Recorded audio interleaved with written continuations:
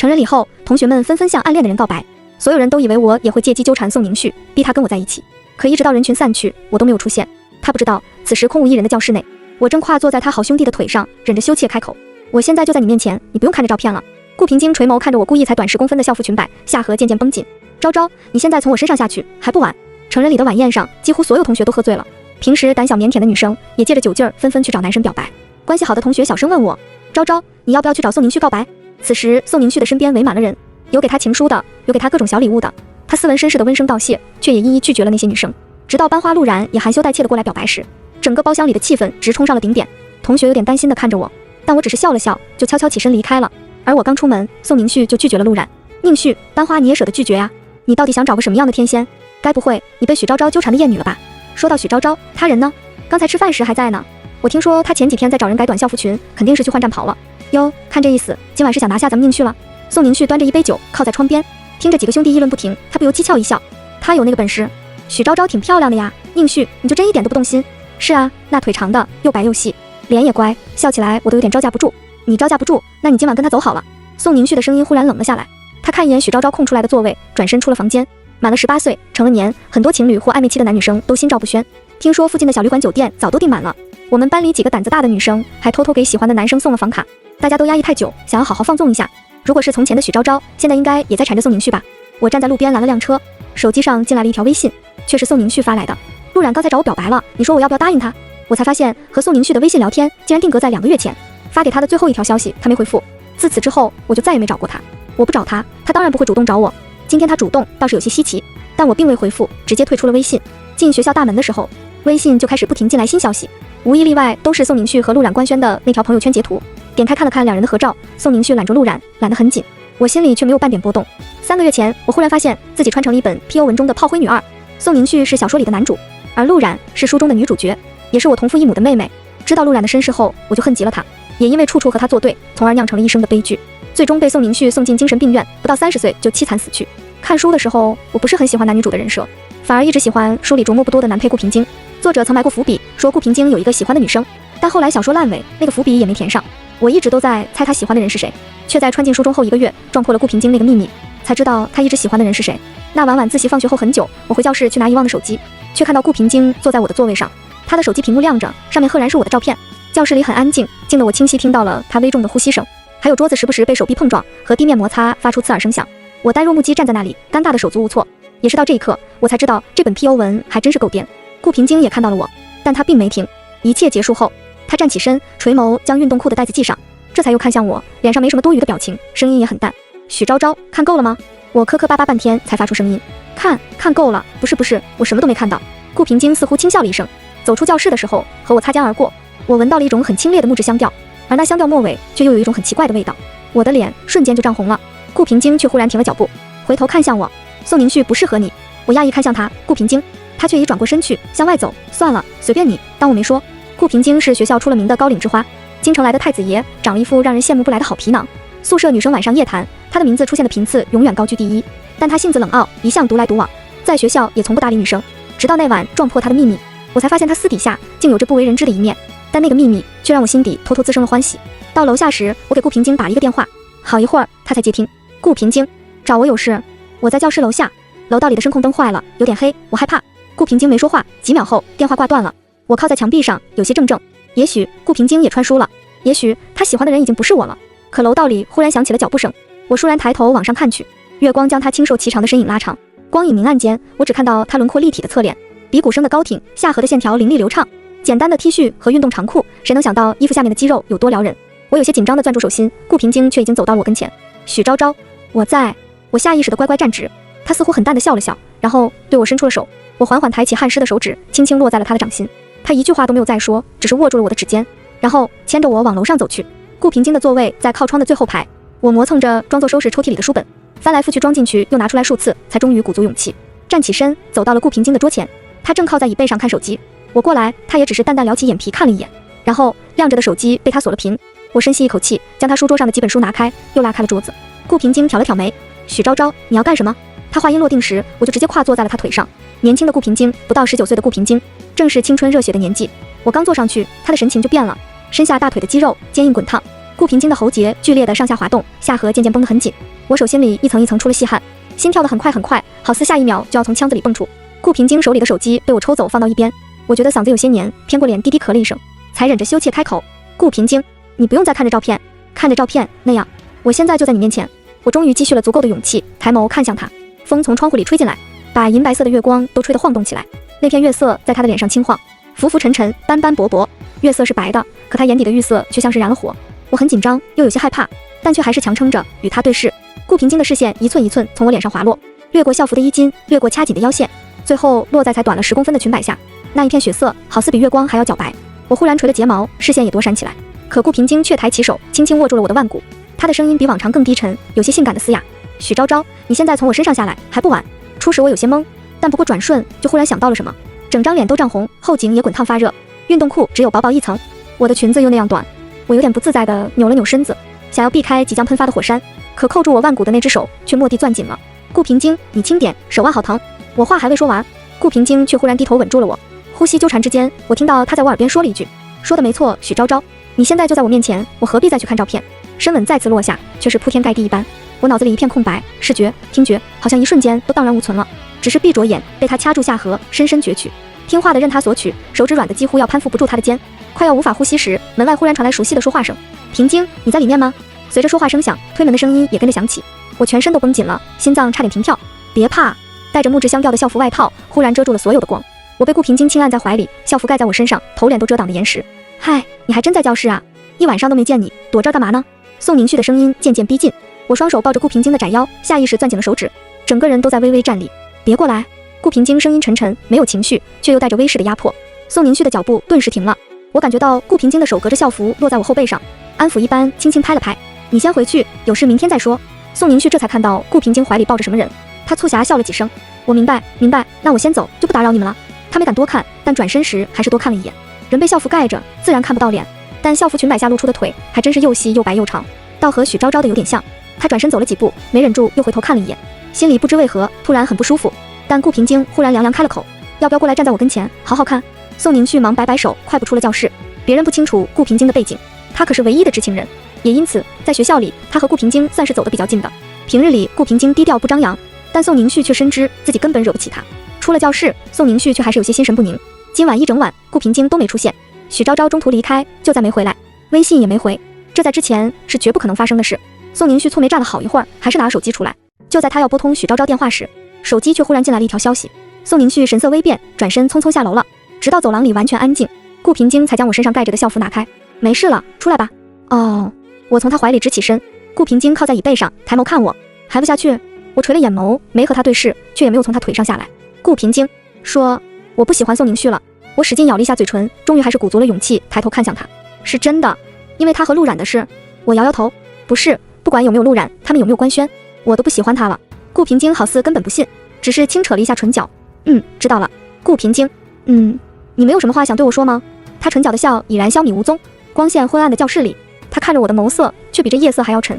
许昭昭，你和宋宁旭的那点破事我完全没兴趣，不管你今晚跑来玩这一出是什么目的，只此一次。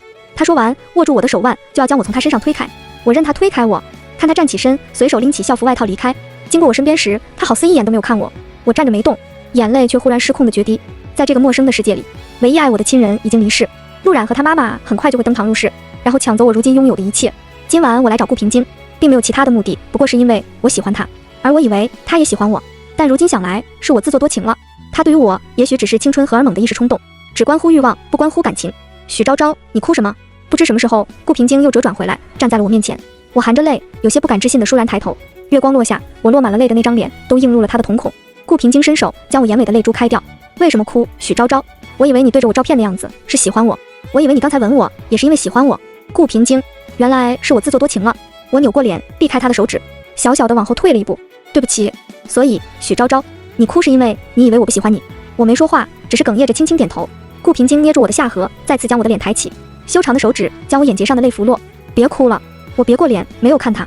许昭昭，我原本打算出国读书的，但是现在我改主意了，一起去北京吧。顾平京，我正然抬眸望着他，视线模糊间，他低头吻了我。吻你当然是因为喜欢。他口吮去我眼尾的泪。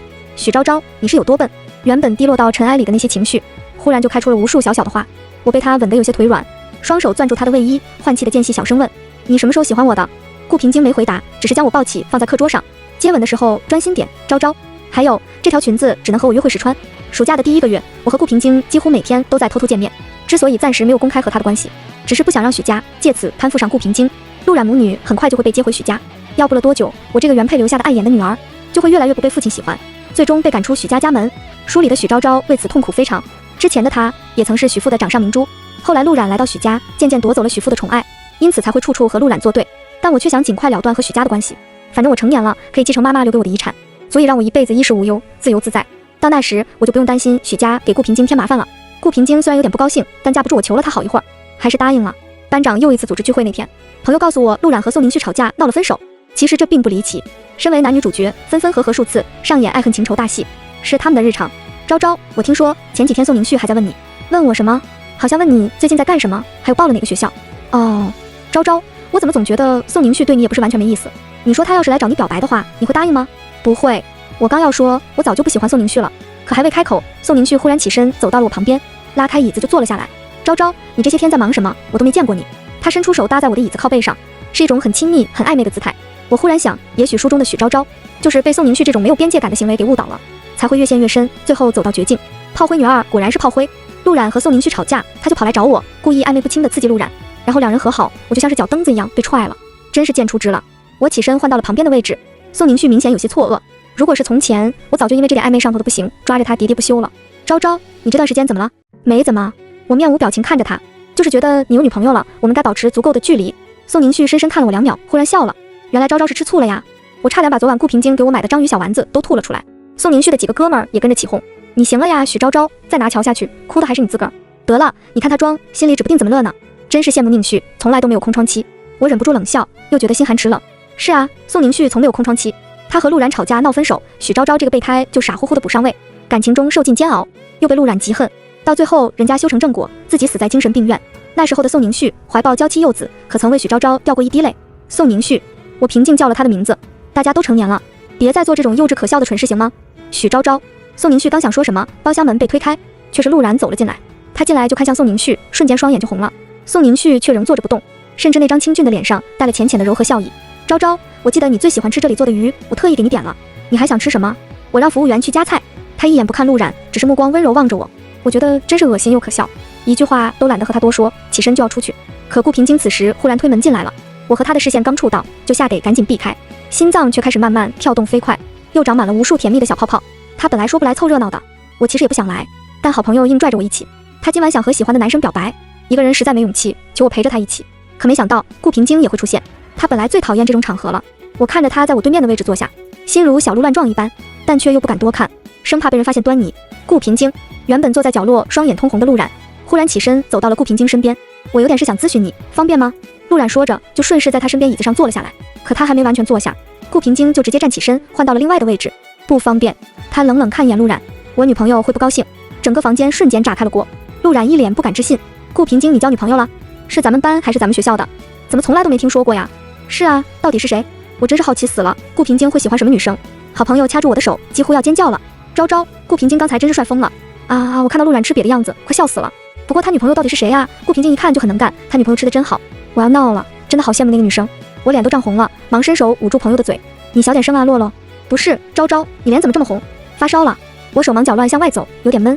我去下洗手间，要不要我跟你一起？不用。我几步走到了门边，拉开门扶手的时候，好似感觉到顾平京的视线落在了我后背，然后我听到了他的声音，是我们学校的。他胆子很小，很乖，我怕吓到他，所以没公开。我们认识吗？陆冉一个劲儿追问。一定很漂亮，身材很好吧？你眼光那么高，普通女生你肯定看不上。有人跟着起哄，是不是比我们班花还好看？陆冉娇羞道。别乱说好吗？肯定比我好看多了。门关上时，我听到顾平京淡淡应了一句，没错，确实比你好看。那些说笑声瞬间就尴尬的凝住了。从洗手间出来时，顾平京已经等在外面。虽然知道他会来找我，但看到他时，我还是无比欢喜。跟我过来。顾平京拉住我的手，往走廊另一侧尽头走。我们要去哪？他手上微用力，我就被拉到了他身边。顾平京修长的手指顺势揽住了我的腰。想你了，昨晚还在见面呢，1天了。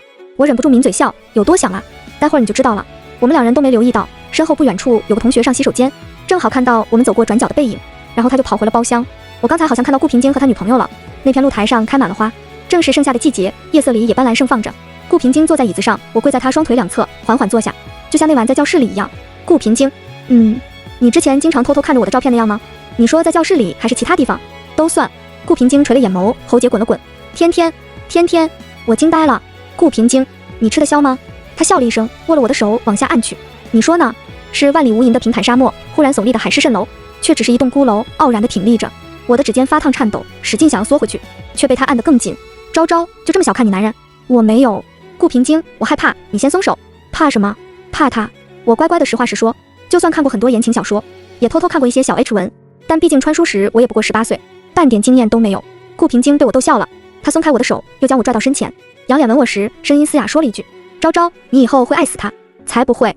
我脸红耳热，烫得不行。顾平京轻握住我后颈，让我更近贴向他，他吻得越来越深，我的脸也越来越烫，身体好似成了即将烧融的蜡，就要融化在他怀中。昭昭，顾平京微喘着将我轻推开，我眼神迷离，有些怔怔不解，但他却已经将我抱坐在一边椅子上，拿了烟盒起身，声音嘶哑地说了句：我去抽支烟。我瞥了一眼某处，忍不住捂嘴偷笑。顾平京摇头，在我眉心轻弹了一下。许昭昭，你给我等着。等着什么？宋宁旭的声音忽然从露台门口传来。平京，你又在这里躲清静。宋宁旭的声音很快逼近，我吓了一跳，下意识看向顾平京，他给了我一个安抚的眼神，拿了烟盒走过去，在这抽支烟而已。宋宁旭却不信，是不是女朋友带过来了？平京，别人跟前你瞒着也就罢了，咱们俩这关系你也瞒着，可就不地道了呀。宋宁旭一个姑姑嫁到了北京，拐七扭八的和顾家有那么一点亲戚关系，他姑姑会钻营，巴结上顾太太，这几年一直有走动。顾平京转学过来时，宋宁旭的姑姑就交代过，一定要和顾平京打好关系。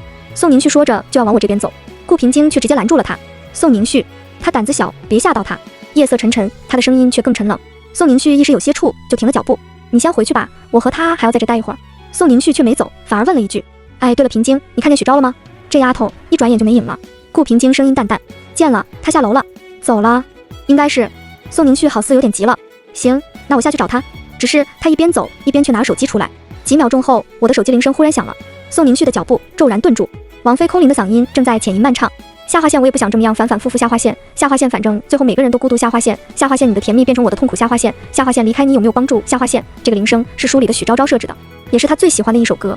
宋宁旭终于醒过神来，昭昭，他转身站在原地，目光落在繁花似锦的深处。我从包里拿出手机挂断，深吸一口气，缓缓站起身。再看到我那一瞬，宋宁旭眼底的情绪十分复杂，有不甘心，有愤怒，有嫉恨，有讥诮的冷讽，但更多的却是不敢置信。那天晚上和平京在教室里的女生也是你，是不是？我没有否认，是我。宋宁旭忽然狠狠摔了手里的手机。许昭昭，我说你怎么不理我？原来是攀上了高枝啊！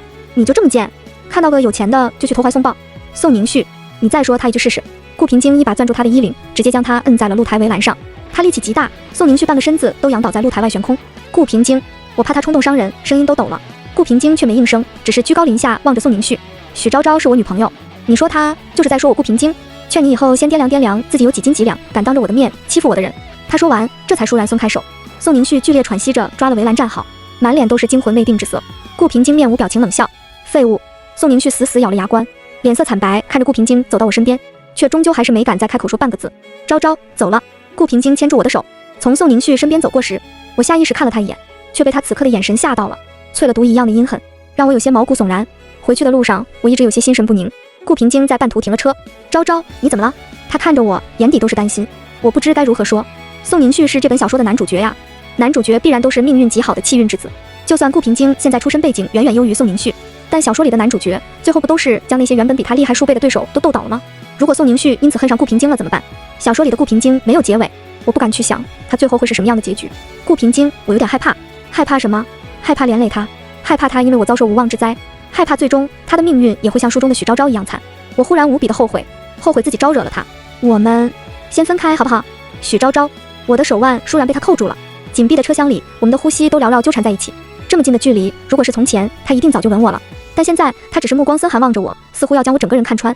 为什么要分开？因为宋宁旭，是不是？你心里还喜欢他，还有他，是不是？不是，不是的。那为什么要分开？顾平京忽然掐住了我的下颌，我的脸被他抬高，他垂眸望着我，菲薄的唇微微勾起一线。许昭昭，你还想怎样骗我，耍我？没有，顾平京，我没有骗你，我真的不喜欢他，早就不喜欢了。不喜欢？那为什么他回一下头，你就要和我分？顾平京，他的手指捏得很重，我的眼泪猝不及防间就掉了下来。我只是担心你。担心我？宋宁旭这个人心思很阴毒，他不喜欢我，却也要吊着我，不允许我喜欢别人。我怕他会因此嫉恨你，报复你。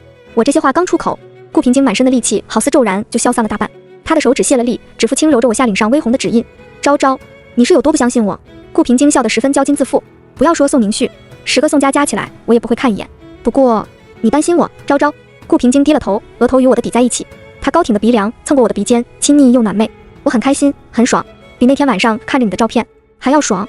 顾平京，我忍不住在他唇上咬了一口。他怎么不管时候再说什么都能扯到那档子事上去？总之以后不许说分开，许昭昭，除非你不喜欢我了。暑假快要结束，我就要去北京的大学报到。3天前，顾平京的母亲身体不适，他先回了京。我们说好的，他会亲自去机场接我。可就在准备出发前，忽然有人找到了我。言情小说里经常写，男主角的妈妈优雅大方地出现在女主角面前，拿出一张巨额支票，让她离开自己的儿子。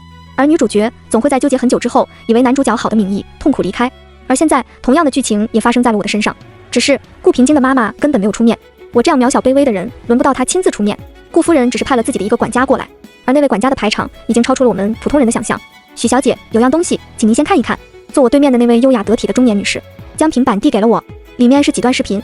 我的亲生父亲许建安1周前去了北京，他不知廉耻地以顾家未来老丈人的身份自居，向顾家要投资求合作。许小姐，看在我们家少爷的面子上，那个项目我们顾家给了，只是顾家丢不起这样的人，顾家也不可能要这样的亲家。我整个人都在发抖，如坠冰窟了一般，全身的血液都冻僵了。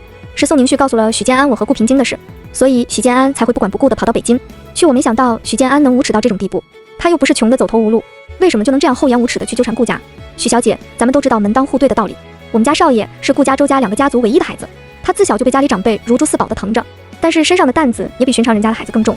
如果不是你，平京少爷早就和他青梅竹马的准未婚妻一起出国读书了。现在闹出这样的事，家里人都很生气，但我们夫人特意交代了，你是他喜欢的人，不能慢待你，也不能伤你。但平京少爷伤了家中长辈的心，也伤了秦小姐的心，却不能不受罚。希望许小姐能自己想明白，做出一个对平京少爷和你都有利的选择。他越是这样温和有礼，我的心里就越是刀割一样的痛苦难受。如果他们羞辱我、骂我、威胁我，我想我也许会至死不渝，但偏偏他们只是把利害分析给我看，让我自己来选。偏偏他们不动我一根手指头，却罚了顾平京。好像到这一刻，我才明白了小说中的女主角为什么会选择放弃、离开，就像是2个母亲争抢一个孩子，亲生母亲会怕伤了孩子，总会最先选择放开手。请你告诉我，顾平京现在怎么样了？他好不好？平京少爷只是受了家法，暂时卧床养伤，没有大碍。我的眼泪扑赖赖地往下落，断了线的珠子一般失控。他轻叹一声，递给我纸巾。许小姐，我知道做选择很痛苦，但是你很爱他是不是？很爱一个人，是不是要为他考虑，希望他越来越好？他说的并没有错，爱是成全，可爱也是自私的。我能和他见一面吗？他摇摇头，不能。给我点时间好吗？许小姐，你没有更多的时间了，你知道的，你父亲让顾家很为难，顾家100年来的清誉不能就这样沾上污点。我心里很清楚，只要我一天是许建安的女儿，只要我一天和顾平京在一起，许建安都绝不可能放过这样往上爬的好机会。一开始去找顾平京，一是因为喜欢，2也是因为自己的私心，想要逃离书中许昭昭的凄惨命运，逃离许家、陆冉母女和宋宁旭的报复。顾平京无疑是最好的人选，可现在我后悔了，我不该把顾平京和顾家卷进这泥潭中来。我该怎么做？让他对你死心吧，许小姐。我忽然想到了那天顾平京对我说的最后一句话，许昭昭，除非你不喜欢我。原来人在极度的伤心和难过时，心脏真的会像是碎掉了一样。我忍着泪对他笑了笑，我知道了，但我有一个条件。许小姐请说。出国读书的手续都办好时，许家那边忽然出了事，陆冉母女就要被接回许家认祖归宗的前夕，陆冉母亲做小三拆散原配夫妻，又将原配活活气死的秘闻忽然传遍了整座城市。而当时许建安在北京有了一个漂亮风情的新欢，那新欢比陆冉的母亲更年轻更有手段，很快就将许建安迷得晕头转向，早已把陆冉母亲忘到了九霄云外。他身败名裂，走投无路，许建安又迟迟不履行承诺接他和陆冉回许家，他竟然嚷嚷着要跳楼自杀，但许建安只是露了一面，随便劝了几句，就带着新欢扬长而去了。他刚走，那女人就情绪失控跳了楼，没死，但摔成了植物人。许建安大约是看在陆冉这个亲生女儿的面子，给了他们母女一笔钱，就再没露过面。只是好景不长，许建安为了在新欢面前重振雄风，吃了不少助兴的药，在新欢的床上中风，半身不遂了。至此，陆冉仍是见不得光的私生女，也没有回到许家认祖归宗。所以由我这个独生女继承了许建安的一切。陆冉曾不止一次寡廉鲜耻地跑来找我闹，但都没能蹦到我面前，就被我的保镖轰走了。我将许家的产业都变卖了，又将一半的资产捐给了妇女儿童慈善基金，剩下的一半交给了职业经纪人帮我打理。出国前，我去了妈妈的墓地一趟，她是许昭昭的亲生母亲，虽然从前和我无关，但如今的我占据了许昭昭的身体和一切，她自然也就是我的母亲。我跪在墓前磕了3个头，又将她生前最喜欢的花摆满了墓地。我想九泉之下，这个可怜的女人终于可以闭眼了，而她最放心不下的女儿，以后也会努力让自己过得越来越好，绝不会再重蹈那悲惨的命运了。宋宁旭来找过我好几次，他说他发现自己早就喜欢上了我，他说他还是想和我在一起，他说想和我一起出国读书，他还说陆冉现在变得特别讨厌，就像疯子一样。他最后说，昭昭，顾家门第太高了，就算顾平京再怎么喜欢你，利益面前他也只会妥协。但我不一样，我们从小就认识，算是青梅竹马，知根知底。你现在孤身一个人，又继承了父母的双份遗产，多少双眼睛盯着你。你跟我在一起，至少我和宋家会护你周全。我一直都没说话，只是等他说到这一句，才嘲讽地笑了笑。宋宁旭，如果我没猜错的话，你之前选择陆冉，是因为许家安要认回他，又宠他，许家的家产会落在他手里。你娶了他，许家的产业也就落在了你手里，而你也可以借此更进一步。我想起书中他们最后的结局，宋宁旭娶了陆在后，就将他宠成了小娇妻，许家、宋家的产业都由他来打理，而陆冉只负责插花、喝茶、逛街、生孩子。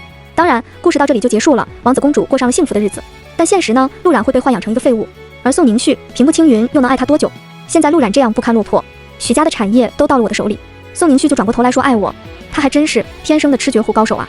宋宁旭却皱了眉，昭昭，你未免太小看我了。我宋宁旭从来都不屑于靠女人上位，更何况我们宋家也不比你们许家差。我只是念着旧情，不想看你将来被人欺负。我看着宋宁旭那张故作深情款款的脸，心里忍不住想，这样的男人为什么会是书中的男主角？不过一本又颠又 PU 的小言，人设再奇葩也不让人意外。宋宁旭，我不需要你念旧情，也不需要你。我说过，我早就不喜欢你了。你不会还指望着顾平京吧？人家有门当户对的未婚妻许昭昭，你觉得你有什么资格和一个3代千金抢男人？我没回答。那天让管家给顾平京带了一封信，信上只有一句话：顾平京，我不喜欢你了。其实这天底下只有我和顾平京知道。那天晚上顾平京说了这句话后，我回答他的是：顾平京，如果有一天我对你说了这句话，那你一定不要相信，你也一定不要忘了去找我。爱是成全，是放手，但爱也是自私的，是拼尽全力也要和对方相守。出国念书的第2年，我20岁生日那天，和朋友聚会庆祝的时候，宋宁旭忽然出现在了我面前。他衣冠楚楚，捧着玫瑰，望着我的那双眼，深情的让人沉沦。不知情的朋友们都在起哄，但我看都没有看他一眼，就转身离开了。宋宁旭尾随着我追出来，一直到我的车子边还不肯罢休。我看到一旁的巡警正要和同伴大声喊，可异国的长街上，淡淡的薄雾里，一道熟悉却又陌生的身影忽然就闯入了我的眼帘。而宋宁旭被几个保镖模样的男人拖到了一边车子上，车子很快开走了。那是我第一次看到顾平京穿正装的样子，黑色的整套高定西装，黑色的大衣穿在他身上丝毫不显累赘，反而更衬出他的金贵和英俊。同行的华裔女孩掐住我的手，低声尖叫：天啊天啊，昭昭，那男人帅疯了呀！他的腿比我的命还长。昭昭，他是不是在看我们这边？他是不是要过来了呀？他真的不是明星吗？我轻轻摇头，整个人都像是沉溺在伦敦的雾里，晕眩的几乎要站不住。不是，他不是明星。那他是谁？你认识他吗？我认识，他是我喜欢的人，也是我的男朋友，许昭昭。顾平京停了脚步，他对我伸出手，过来。我好像是踩在棉花上一样，脚步都是虚浮的。今晚我喝了一些酒，也许是酒精的作用，我的手心很烫，脸也很烫。顾平京牵住我的手，将我拉到他怀里时，我又闻到了那熟悉的清冽的木质香调。时光仿佛流转回那个暑假，那间教室，我在他怀中扬起脸。顾平京，你还是经常看我的照片吗？他微勾了勾唇角。天天，你吃得消吗？吃不消，所以来找你了，许昭昭。为什么这么久才来？我的视线不知什么时候模糊了。顾平京低了头吻我，因为不想让你跟我在一起，再受任何委屈，所以这1年多的时间，他都在和顾周2家抗争。好在他没有等太久，顾平京深知他的胜算不过是因为家人是真的爱他，因为爱他，所以最终还是选择妥协。他来找他时，顾夫人曾问他：平京就非他不可吗？他抱了抱母亲，只说了一句：从小到大，你和爸爸不就是这样教我的吗？顾夫人瞬间就流了泪。她和丈夫恩爱了一辈子，彼此都非对方不可，坚定地选择了彼此，所以那一刻她也就释然了，成全了。顾平京带我回了他在伦敦的房子，那栋房子在我来留学的第1天就开始重新装潢了。我们的主卧窗子外正对着一个小花园。顾平京洗完澡出来，去露台上找我，他刚在我身旁的沙发上坐下，我就像那晚在教室里那样，跨坐在了他腿上。顾平京，我现在就在你怀里，你不用再看那照片那样了。他的视线一寸一寸的下滑，最后落在我光裸的腿上。我穿了那晚那条才短的裙子，跨坐下来时，整条腿都露在了外面。几乎是一瞬间，我好像又看到了沙漠里那栋高耸孤立的海市蜃楼。他只在腰腹上随便系了一条浴巾，而薄薄的浴巾又能遮挡住什么？许昭昭。顾平京的手落在我后腰处，只是微微用力一按，我整个人就扑在了他怀中。现在就算你从我身上下去也晚了。他握着我的后颈，不许我向后退1寸。那个吻就很深，深得我有些怕，接下来顾平京会多疯狂。而他确实也向我证明了这份猜想。顾平京，我害怕。怕什么？怕他。顾平京握住我的手，昭昭，我说过的，你会爱死他。这应该是顾平京第1次骗我，因为尺寸真的太不合适，真的太疼，我都忍不住哭了。但他也好像并不是完全骗我，因为第3天晚上，我好像真的有点爱上他了。昭昭，喜欢吗？我被吻得意乱情迷，只能在他身下胡乱点头。喜欢，那我们就天天这样，好不好？我被撞的声音都破碎了。好。再一次时，顾平京扣住我的腰，让我跨坐在他腰腹上。那晚我仍是穿了那条校服裙，但也只穿了那条校服裙。顾平京是真的很疯，我也是现在才完全信了他说的那句天天。他好像永远不知疲倦，好像永远都不会腻一样。最后天快亮了，我在他怀里困倦地闭上眼。临睡着前，我问他：顾平京，你什么时候喜欢我的？转学过去的第1天，为什么会喜欢我？我也说不清，见你的第一次就感觉很熟悉，好像我上辈子就认识你一样，好像我这辈子就是为了遇见你一样。我有一瞬的郑重，但转念却又释然的笑了。我何尝不是如此？顾平惊，我不要下辈子，也不要什么重生啊，什么转世的。我在他怀里蹭了蹭，找了个最舒服的姿势。我只要这辈子，只要今朝有酒今朝醉。好，我们只要这辈子，管他什么千年万年来生来世，我只和你许今朝。全文完。